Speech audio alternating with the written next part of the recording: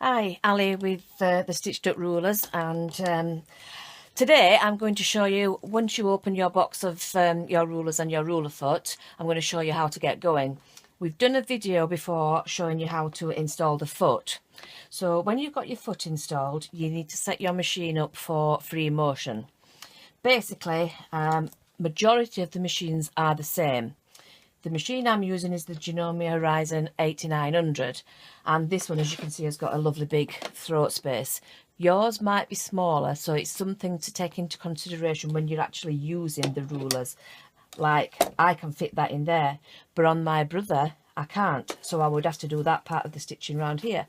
Doesn't mean to say you can't use them, it just means to say you use the rulers differently. So when you've got your foot on, this one has got a separate stitch plate. So if your machine comes with what they call a single stitch plate, basically it's got one dot in the middle and usually two dots at either side. That is for doing just your straight stitch. So it's a straight stitch plate. So I've swapped mine for my straight stitch plate because I'm only using a straight stitch in free motion. The feed dogs are in different places on each machine, so just look at your manual. Mine are at the side and I've just dropped my feed dogs out of the way. So you'll notice I've got a glove on.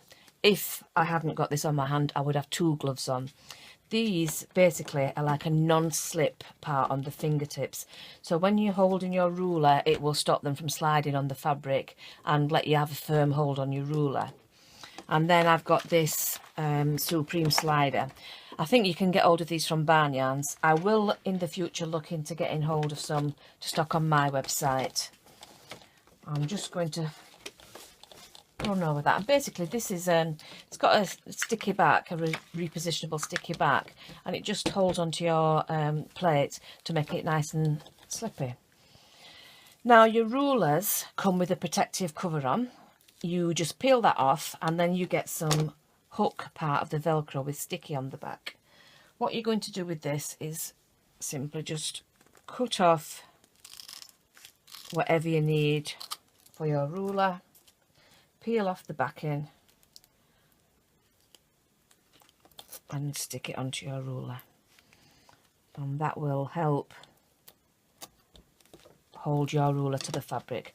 If you get bits of cotton on, basically just pull those off, or bits of fluff, or just replace it every now and again. So what I'm going to do to start off, I'm going to do use this the arc ruler. This is a stitched up arc one, or the oval one. And what I've done on my fabric, I have drawn some markings. These are basically going to help you with placement. So if I was doing a really big quilt, I could actually use this on the outside. Your needle needs to be 1/4 of an inch away, and if it's in the central position on your machine, it will be. So you would start at the center. So you would place this with the line lined up there, and you obviously would have bigger marks and your line marked up here, and you would go all the way around and then just move that mark, keeping it in line with your markings all the way around. You could use the inside of that, whereas it would start 1/4 of an inch away from the dot where you started, and then sew around the inside and rotate that around. So by doing your markings on your quilt pieces, it is going to help you enormously, so it's worth taking that time. Bear in mind it needs to be something that will wash out or will disappear with time. The time ones, the air erasable ones, can basically disappear before you've finished your quilt, so bear that in mind if you're going to be doing it in segments. Right, so once you've got your fabric ready and you've got your rulers ready, you've got to try and control the speed of your machine yourself. So I've got mine on about halfway. This is something that I can't stress enough. Practice, practice and more practice, and you will get used to whatever speed that you want. Also, if you've got one machine that you like to use for your free motion, stick to that one machine. Then you're not having to get used to different ways of using the rulers, and it won't be long before you're producing some beautiful results. So what I'm going to do today is I'm going to show you how to do basically this design. And this is using the outside, let me just have a look, and the inside. So you can see I've got the inside there, and then we've done the outside as well. This one is just using the inside, so you could actually go around the outside again and make it even bigger. It's up to you, and once you start playing, there's so much that you can do. So what I'm going to do is I'm going to place my machine with the needle in the center.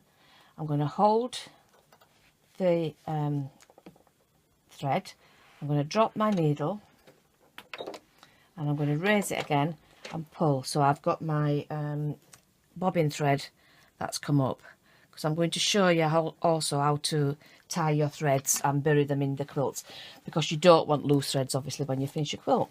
So we're going to start at the central position, needle down, push your ruler up to the edge of that, put your threads out of the way, and you can see now we've got it lined up at the back and lined up on here. The aim is to have this moving around, but to hold the ruler steady. The Velcro will help with that, and again you're just going to get used to the speed. So we started there, just a couple of stitches on the spot, and we're actually going to push the ruler up against the side, not too hard, and we're going to move until we get to the other point. Stop with your needle down if your machine does that. If not, hand crank it so it goes down into the fabric. Turn your work, and then we're going to come back down the other side and stop at the center.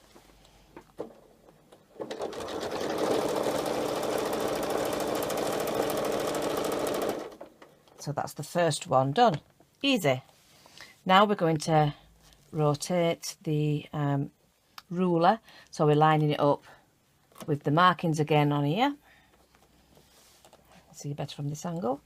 And then we're going to do the next one.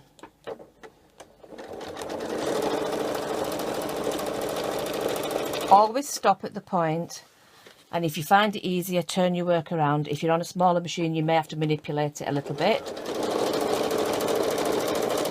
Come back to the middle, stop with your needle down, and you're just going to keep doing that all the way around until you've got your design. Now I'm not going to keep doing this because obviously you'll get fed up of watching and Mark will get fed up of filming. What I am going to do is I'm going to show you how to tie your threads off. So raise your foot, cut your threads, cut the bottom one, and you need to get some self-threading needles. These are the ones that basically you just pop the threads at the top and pull it through. But first of all, we need to get the bottom thread from the end. So what you want to do is pull the thread here, and you can just see the bobbin thread there.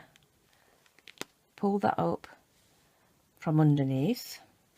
So this is where I started, and that's where I finished.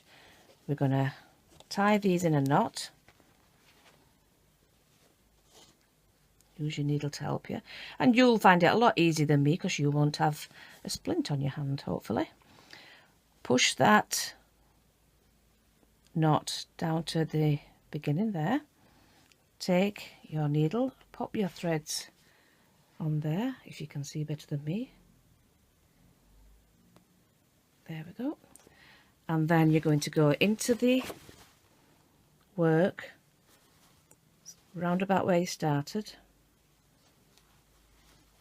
and then bring the needle out somewhere further down.